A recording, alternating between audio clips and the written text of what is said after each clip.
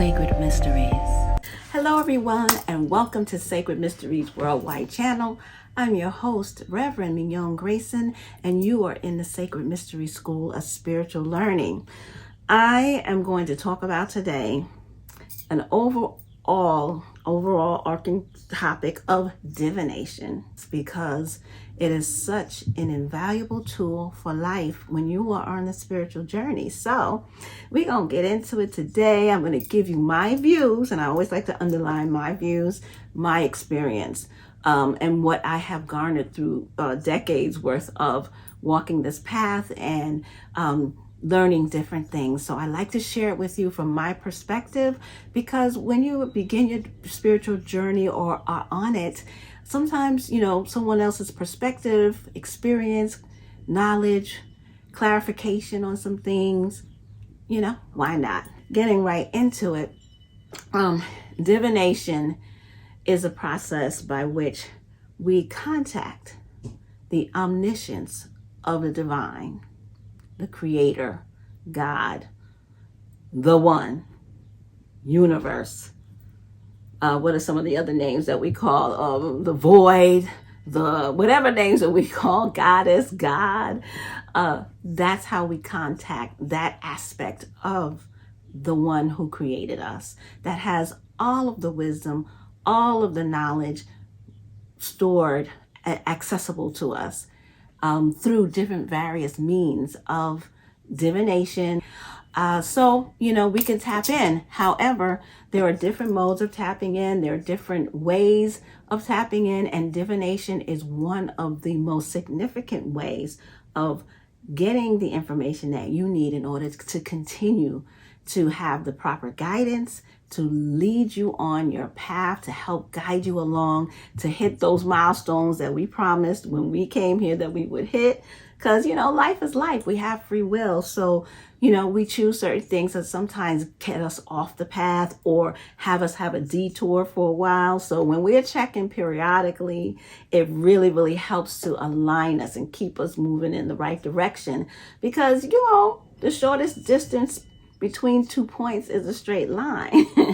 And you want to be as straight on the line as you can, or straight on the path as you can be, because you want to get to the fullness of who you are as a divine being and what you promised to do and accomplish when you got here. It's not over once you do that, but it's just something that will be a sense of fulfillment and a sense of joy at achieving the things that we came here to achieve. So when we check, we get that insight, we get that guidance, and we get the knowledge of what we need to do in order to make sure that things are clear, that we're lighter, that we're, not bogged down by certain situations and avoiding certain situations that could get in our way, or could take us off the path of getting there to our destination of spiritual evolution and fulfillment and satisfaction in our goals and dreams. I've been utilizing divination in my life for decades. I would say,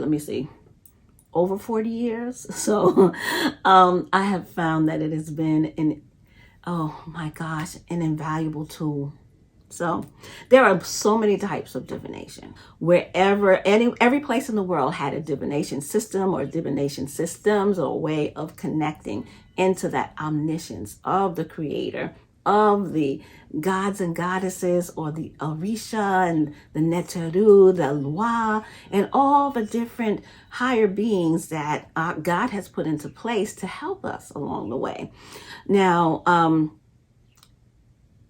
my particular experience, or my longest, I should say, experience, has been through African traditional religions, by way of the Orisha tradition, by way of the ancient Kemet tradition, and by way of Palo Mayombe tradition. And they all come from different parts of Africa. So I will go over just briefly different types of divination and what's available out there. Some you may know, some you may not know. Every society, when they have their cosmogony or cosmology about their spiritual beliefs, whether it's in the form of books or whether it's this form of oral history, has figured out the spiritual realm in certain ways. And it is definitely related to cultural experiences, geography. So, that's why you'll find the differences. So I would say different societies, as they developed, and this is my own opinion, their forms of divination developed. Their form of divinations came into being.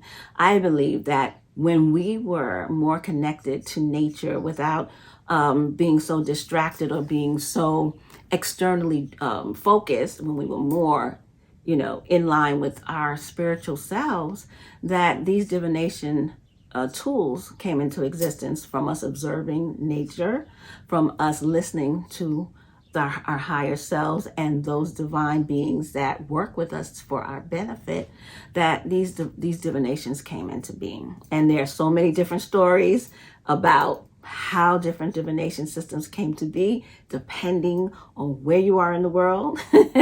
So we're not going to get all into that. This is not a history lesson. This is just, going over this topic so that it gives you some viewpoint of divination, because I know a lot of people wonder about it. Some people are afraid of it because of certain types of upbringing. Christianity, tells people to steer away from it. I feel that it is just an invaluable tool, and it is nothing negative. It is nothing spooky or scary. You're not contacting, these negative beings, and then, and all this other stuff is going to happen. Now, that is just because of the way divination is done. You don't contact those types of spirits. What you are calling on are the spirits of wisdom that are purposely divined to help us spiritually along the way to achieve our highest and best destiny. So through the process of doing the divination, there are certain ways that you open up the divination and you call upon the spirits who will speak through it. And it's a combination of the spirits as well as your higher self, because we all come into this world with a part of ourselves that remains in contact with the divine, remains in contact with what we promise to do here for the heavenly side of ourselves, because we're spiritual beings. These physical bodies is just what we're walking around in, and but our spirits are huge and they're big, and they are definitely still very much in touch with the spiritual realm from where we came. And according to lots of ancient philosophies, spiritual philosophies, that the spiritual realm is our true home. We're here just for a blip to do some certain things, and then we're on to the next project. I wanted to make a distinction between divination and fortune telling. Divination is contacting the spirit of wisdom in its many forms to get information to help heal, to help uplift, to help put you back on the right track if you've fallen off the track, and to help clear away obstacles, clear away things, that negativity out of your way. So the sole purpose or the purpose of divination is for your benefit, to help you. Now, fortune telling is telling your fortune. It's just what it says. It's just giving you information about things that may or may not happen. Whether or not you're going to get married, or whether or not you're going to have children, or whether or not you're going to become rich and famous, or whatever it is. That can come up in divination, but that is not the sole purpose of divination. Fortune telling is something I would say is more for carnivals, and it's like a parlor trick and parties and different things like that. So that's not what I'm talking about. I'm talking about the serious business of making sure that your life is the best life that you can have.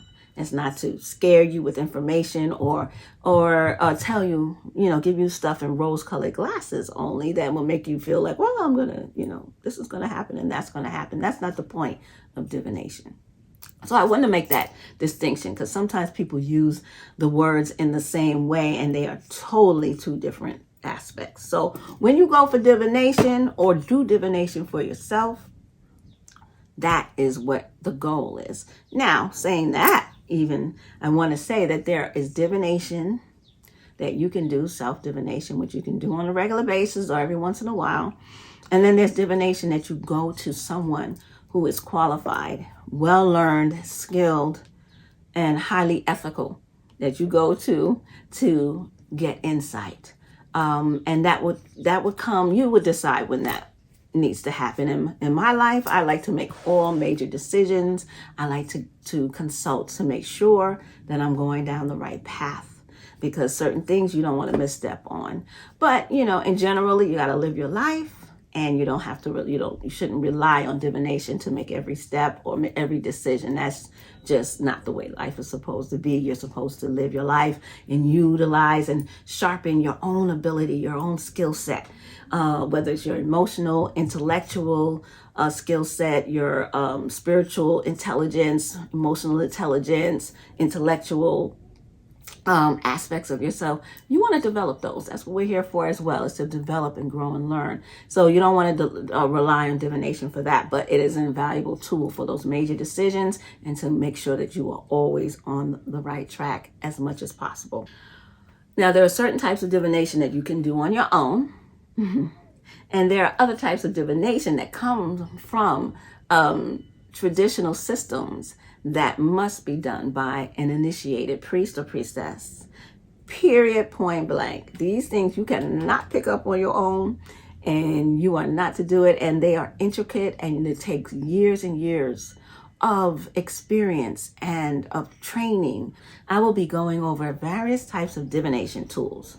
Now, the first and foremost divination tool I want to talk about is human beings. We are the first tools of divination. When we were close to nature, when we were close to the spiritual realm, and not so externalized and focused externally in the way we went about our everyday lives, we were in tune enough to pick up things on our own. Each tradition has one particular spirit that is the mouthpiece of the divine creator, of God, that is in charge of all of the wisdom of the universe, that is and keeps what you call the books or the Akashic records of every single person that is ever born or to be born. I just wanted to say that. So when you deal with divination tools, and you do the right incantations, prayers, and process, you are actually tapping in to the wisdom aspect of the creator. Now, there are different levels. So when we do our own divination, we are tapping in a certain way with that. But when you get to the divination systems of the traditional religions, such as Ifa and such as Tehuti, you need to be a trained priest in order to tap in, call on the spirit of wisdom, a much bigger, fuller, direct, and complete way, utilizing the particular systems within those traditions. And any tradition, I would say, from here out. So you have diviners who are trained. You can do your own divination for yourself. It's sort of like a maintenance in between the major divinations that you will get when you go in front of a priest or a priestess. One thing I want to make clear is that when you are utilizing a divination system, it's about making sure that you are contacting the spirits in order to make sure that you are actually getting the information from the spirits of wisdom. So if you just pull something out and start using it, that's gravity. That's chance. When you have a way of prayer and contacting and calling upon the divination spirits, so the spirits that you are asking to give you information, that is in and of itself another level too, because you have to make sure that the spirits are talking and it's not just chance or gravity. Now, what I wanted to do is just kind of run down a list of divination tools. And like I said earlier, you may or may not know them. And I'll go from popular to least popular, and then maybe some things you didn't know about. So here we go. The most popular divination tool, I believe, is utilizing cards that are called tarot cards or oracle cards, and another type of card are the playing cards, which can be used as a divination tool. Now, the tarot came about in about the 14th, 15th century AD. And they've been around for a long, long time, and they're based on esoteric principles, esoteric symbols, or on the pictures of the cards. And it is comprised of what they call a major arcana and a minor arcana. And so that basically what came out of Europe, they say. Don't quote me on it, but it got its, let's put it this way, it got its popularity in Europe if it didn't originate there. Because sometimes when you dig deeper and deeper into the history, you find out actually a lot of things originated in different places than we thought they were. Now I will show you a deck of cards. These are the early tarot cards. They're known as the Rider-Waite. This is my original deck that I got maybe about 40 years ago. But anyway, this is what they look like. And they are the tarot cards, another type of tarot, which is, more recently made to represent people of color, African American tarot. And this is how they look. Comes with a little book. Most tarot card decks do come with a book so that you know what the cards mean. And that's how these look. When it comes to the oracles, I'm not going to show you cards because I have a tremendous amount of oracle decks, but they are also cards, but their particular purpose is to deal with the overarching principles, spiritual principles, to help hone you along your spiritual path. Whereas the tarot cards deal with everyday mundane things as well as the higher principles. Regular playing card decks. There are people who have been reading with these cards for a while. Okay, now what I'd like to show you is the rune. The rune stones have been around. They're Viking. They come from the Norse tradition, ancient Norse tradition, and which the people today that have descended from the Norse, the Vikings. The descendants are mainly Scandinavians and other Europeans. I like the rune stones. The messages in there are very profound. They are symbols that have been etched into various stones. So there are about 25 different stones, I believe. One of the other methods of divination, which are very popular, you see it in the movies and stuff, is a crystal ball. Crystal balls are under the category of scrying. And the crystal balls are used for the psychic person to gaze and to receive images, pictures, thoughts from the spirit realm in order to give those messages to the person that comes to them for insight. The crystal ball has been around for a long time, and uses the person's clairvoyance and their own abilities. So it acts as an amplifier, so to speak. Another divination tool that is very common to all of us every day is water.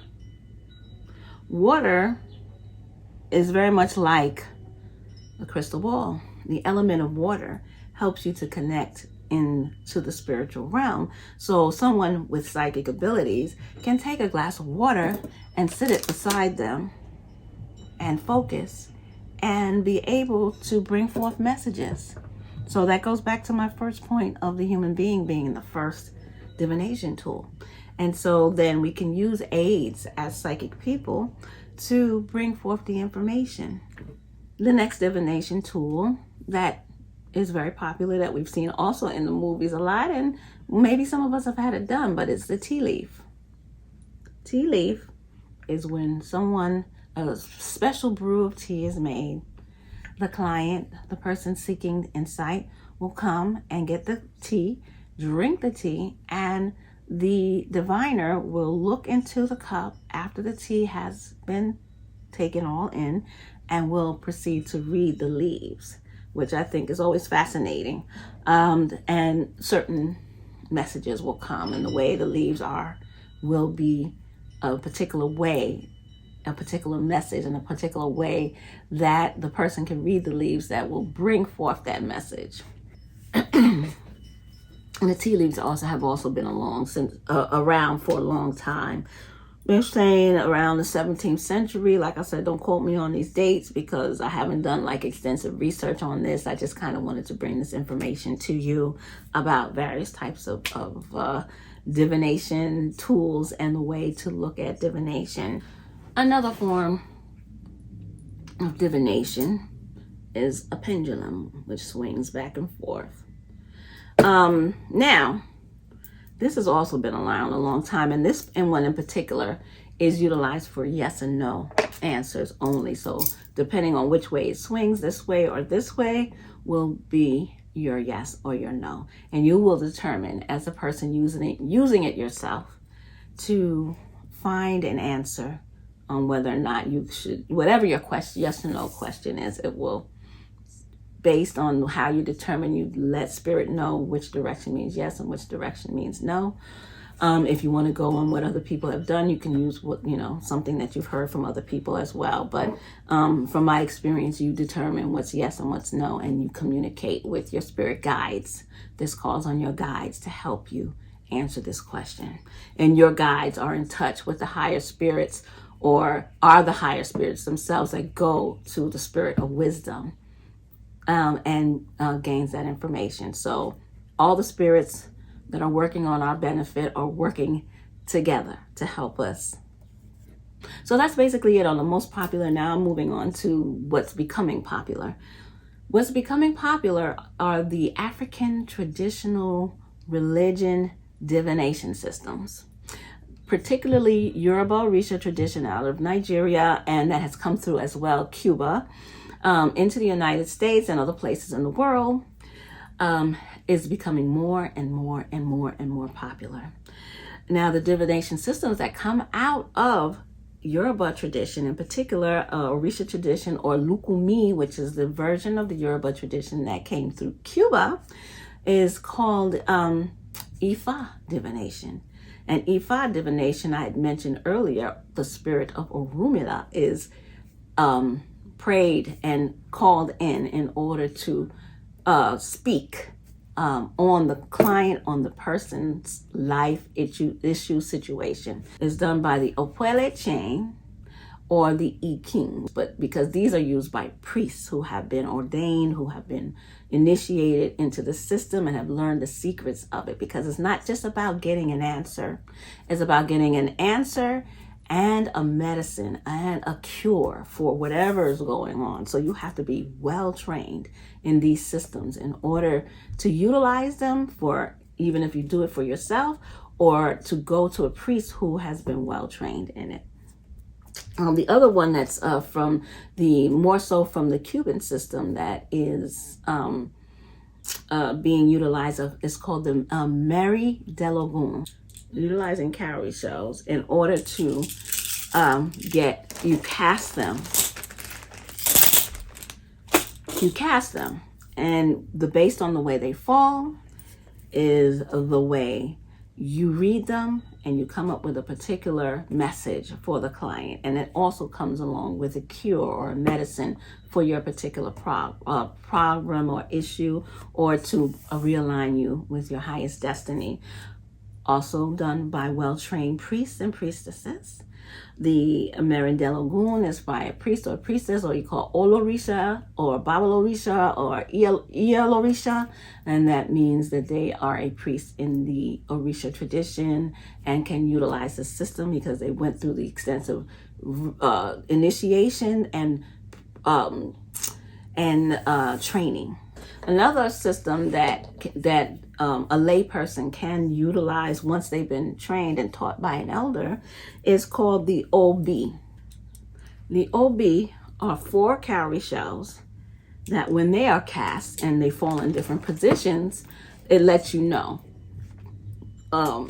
whether it's for yes or no answer. So based on the positions and how they fall will let you know whether it's a yes or no for whatever your particular situation is. Another version of the OB is also to utilize either 4 lobes of cola nuts, and you can also utilize 4 pieces of coconut meat, and that would be a temporary OB system, because once it's utilized, because it's a fresh fruit, you would then discard it once you've utilized it, so you wouldn't keep it like the other ones that I've just shown you. And the same with the kola nut. Moving on to another African traditional religion is called Palo Mayombe. Palo Mayombe also came across to the US in this area by way of Cuba. And it is from the Bantu tradition, Palo Mayombe itself. And within Palo Mayombe, there is a divination system called the Chomolongos. And they are comprised of 4 pieces of coconut shell that have been sanded, and so that they're fine and smooth.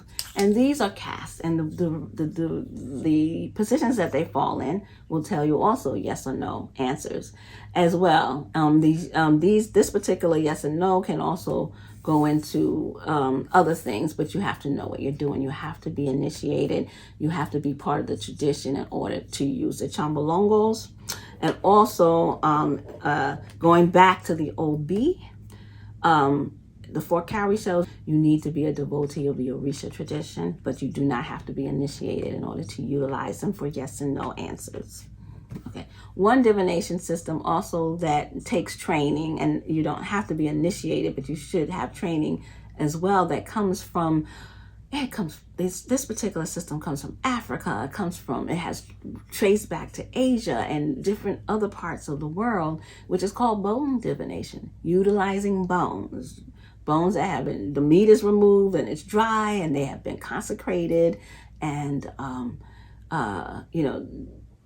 so you cast them also in a way. I don't know much about bone divination, but I know it's becoming more and more popular. It is a very deep and powerful divination system, because you're dealing with the bones, and the bones have a particular powerful energy to them, and it's usually utilized to contact the ancestors. There's another divination system that comes out of China, ancient China, and it's called I-ching or Yi-ching or the Yi. There's different ways to pronounce it, but it's in some forms of this divination, they utilize 3 coins, Asian coins, that are thrown in a particular way, and based on how they are cast and fall, you get a certain system of a solid line or a broken line, and then they create what they call trigrams, become hexagrams. So you want 6 lines, and that particular system comes up with 64 hexagrams, which is a combination of the trigrams that are intertwined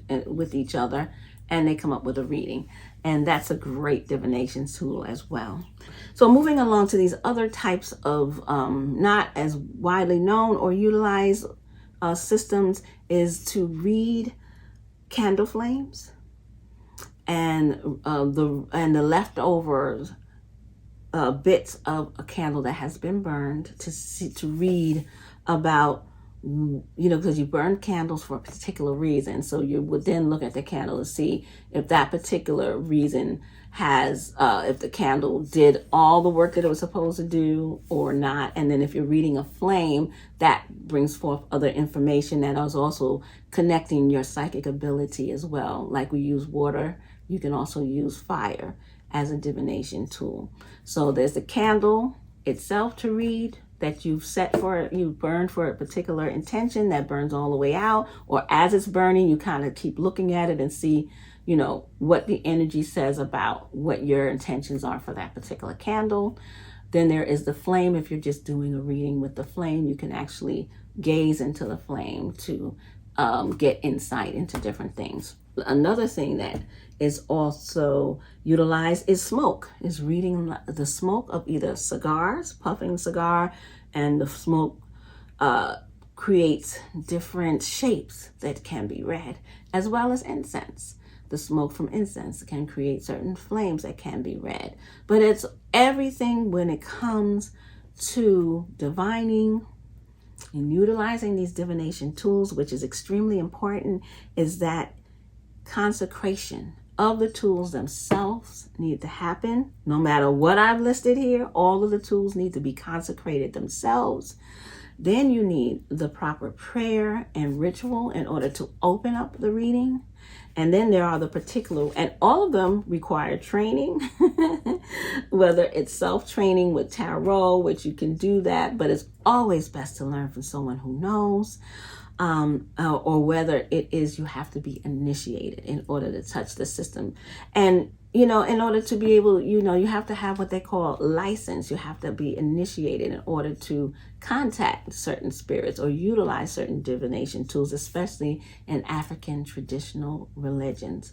But all of these tools are here, whether they're the divination tools we can learn to utilize ourselves, or the divination tools that you go to a diviner, a priest, priestess, or espiritista or spiritualist for. You need to make sure that priest or priestess or the spiritualist is well trained and has the license to do these particular readings themselves. But in whatever aspect that you are doing this, whether it's for your own purposes, you're doing it yourselves, or you're going to someone, you have to follow a particular type of protocol, because you're dealing with the spiritual realm and you're communicating with spirits. So you have to have a certain protocol set up that you do for yourself when you're doing your own readings, or that the priests themselves needs to do in order to read for you. So it's not just picking up stuff and doing it on your own and figuring it out on your own. Everyone needs to learn from somebody. May I repeat, everyone needs to learn from somebody that knows, because you want to get it right. This is your life, so you want to get it right. So if you're going to do it, this is not parlor tricks. This is not a game. This is nothing to experiment with. This is something to dedicate yourself to learn, or dedicate yourself to find the right people to go to in order to get the information you need. But divination in and of itself is a wonderful tool. You are contacting the wisdom spirits. You are contacting the mouthpiece of the creator, the one that is next to the creator, and all of the emissaries that work with those spirits on the different various levels. You are contacting them. So this is something to be honored and to be treasured and to be approached with much respect and awe and curiosity and humility as well. So you want to, your approach has to be one of humility. And, divination is a choice. You don't have to get divination. It's there for you if you choose to. Now, hopefully you are in touch with your higher self enough to be able to discern whether you should or not, or when it is time to or not. It's totally free will. We are here to experience life and to go forward and, have the best life possible. So it's entirely up to you. It's not something that you have to do. But should you choose to do it, approach it in the right way, and it will be an invaluable tool for you that will serve you well in your life. It's here for you. And with that, I will end this talk. Until next time, you got any questions, comments, anything that you want to add to the conversation, or you would have a question about, please feel free to leave it in the comments. And if you like the material so far that's been discussed, hit like, subscribe, and share if you feel somebody could utilize this information. I thank you for taking the time to watch this video. Sacred Mysteries.